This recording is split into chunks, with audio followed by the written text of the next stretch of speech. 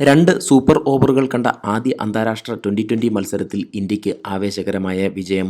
Cricket ലോകത്തെ കരുത്തരായ ഇന്ത്യയെ മത്സരത്തിൽ പലതവണ വിറപ്പിച്ച ശേഷമാണ് അഫ്ഗാനിസ്ഥാൻ കീഴടങ്ങിയത്. വിജയ പരാജയങ്ങൾ മാറിമറിഞ്ഞ മത്സരത്തിൽ രണ്ടാം സൂപ്പർ ഓവറിൽ ആദ്യം ബാറ്റ് ചെയ്ത ഇന്ത്യ 2 വിക്കറ്റ് നഷ്ടത്തിൽ 11 റൺസാണ് നേടിയത്.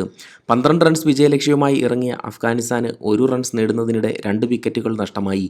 ഇതോടെ ആവേശ പോരാട്ടം നിറഞ്ഞ മൂന്നാം മത്സരവും ഇന്ത്യ വിജയിച്ച് പരമ്പര 3-0 തൂത്തുവാരുകയായിരുന്നു. ഇത് ഇന്ത്യയുടെ 2020 ലോകകപ്പിനു മുന്നേയുള്ള അവസാന 2020 മത്സരം കൂടിയാണ്. നേരത്തെ മത്സരത്തിൽ ടോസ് നേടി ബാറ്റിംഗ് തിരഞ്ഞെടുത്ത ഇന്ത്യയുടെ മുൻനിര ബാറ്റ്സ്മാൻമാർ തുടക്കത്തിൽ പതറുന്ന കാഴ്ചയാണ് മൈതാനത്ത് കാണാൻ സാധിച്ചത്.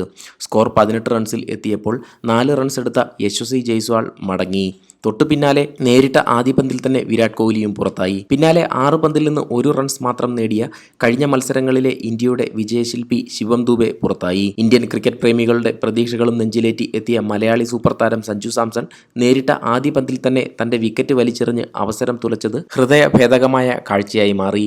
ഇന്ത്യൻ സ്കോർ 4.3 ഓവറിൽ 22 റൺസിന് 4 വിക്കറ്റ്. രോഹിത് ശർമ്മയ്ക്ക് കൂട്ടായി റിങ്കു സിംഗ് എത്തിയതോടെ കളി മാറി തുടങ്ങി. തുടക്കത്തിൽ ശ്രദ്ധയോടെ കളിച്ച രോഹിത്തും റിങ്കു സിംഗും ചേർന്ന് ആദ്യ 11 ഓവറിൽ കൂടുതൽ വിക്കറ്റുകൾ നഷ്ടപ്പെടാതെ 64 റൺസ് എന്ന സ്കോറിലേക്ക് ഇന്ത്യയെ എത്തിച്ചു. എന്നാൽ അടുത്ത 9 ഓവറുകളിൽ ഇരുവരും കരുതി വച്ചിരുന്നത് വലിയ കൊടുങ്കാറ്റ് തന്നെയായിരുന്നു. 16-ാം ഓവറിൽ തുടരെ 2 സിക്സറുകൾ പായിച്ച രോഹിത് ശർമ്മ 16 റൺസ് കൂട്ടിച്ചേർത്തു. പിന്നീട് ഇരുവരും പന്തുകൾ തലങ്ങും വിലങ്ങും പായിക്കുന്ന കാഴ്ചയാണ് മൈതാനത്ത് കണ്ടത്. അവസാന 9 ഓവറുകളിൽ ഇരുവരും ചേർന്ന് നേടിയത് 147 റൺസാണ്. വേർപിരിയാത്ത 5-ാം വിക്കറ്റിൽ ഇരുവരും ചേർന്ന് വെറും 95 പന്തുകളിൽ 190 റൺസ് കൂട്ടിച്ചേർത്തു. ഇന്ത്യൻ ഇന്നിംഗ്സിലെ അവസാന ഓവറിൽ രോഹിത് ശർമ്മയും റിങ്കു സിംഗും ചേർന്ന് നേടിയത് 36 റൺസാണ്. കരീം ജനത്ത് എറിഞ്ഞ 20-ാം ഓവറിലെ ആദ്യ പന്തിൽ രോഹിത് ശർമ്മ ബൗണ്ടറി നേടി.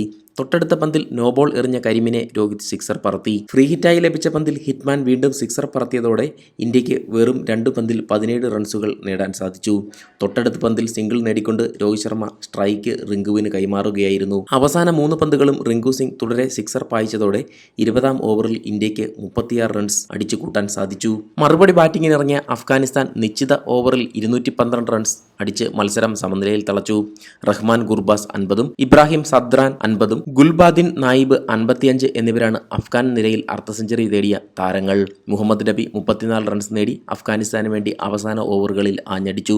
ആദ്യ സൂപ്പർ ഓവറിൽ ആദ്യ ബാറ്റിംഗിൽ 16 റൺസാണ് അഫ്ഗാനിസ്ഥാൻ നിര നേടിയത്. മറുപടി ബാറ്റിംഗിനിറങ്ങിയ ഇന്ത്യക്ക് വേണ്ടി രോഹിത് ശർമ്മ തുടരെ 2 സിക്സറുകൾ പറത്തിയെങ്കിലും 16 റൺസ് നേടി സമനിലയിലാക്കാനാണ് ഇന്ത്യക്ക് സാധിച്ചത്. തുടർന്ന് മത്സരം 2-ാം സൂപ്പർ ഓവറിലേക്ക് നീങ്ങുകയായിരുന്നു. 2-ാം സൂപ്പർ ഓവറിൽ ആദ്യം ബാറ്റ് ചെയ്യാൻ അവസരം ലഭിച്ച ഇന്ത്യ 11 റൺസാണ് നേടിയത്. ഓപ്പണിംഗിൽ ഇറങ്ങിയ റിങ്കു സിംഗ് റൺസൊന്നും നേടാതെ പുറത്തായി. സഞ്ജു സാംസണും റൺസൊന്നും നേടാനായില്ല. ഹിറ്റ്മാൻ 11 റൺസ് കൂട്ടിച്ചേർത്തോടുകൂടി ഇന്ത്യക്ക് 1 ഓവറിൽ 11 റൺസ്. 12 റൺസിന്റെ വിജയലക്ഷ്യവുമായി ബാറ്റിംഗിനിറങ്ങിയ അഫ്ഗാനിസ്ഥാൻ 1 റൺസ് നേടുന്നതിനിടെ 2 വിക്കറ്റുകൾ നഷ്ടമായി.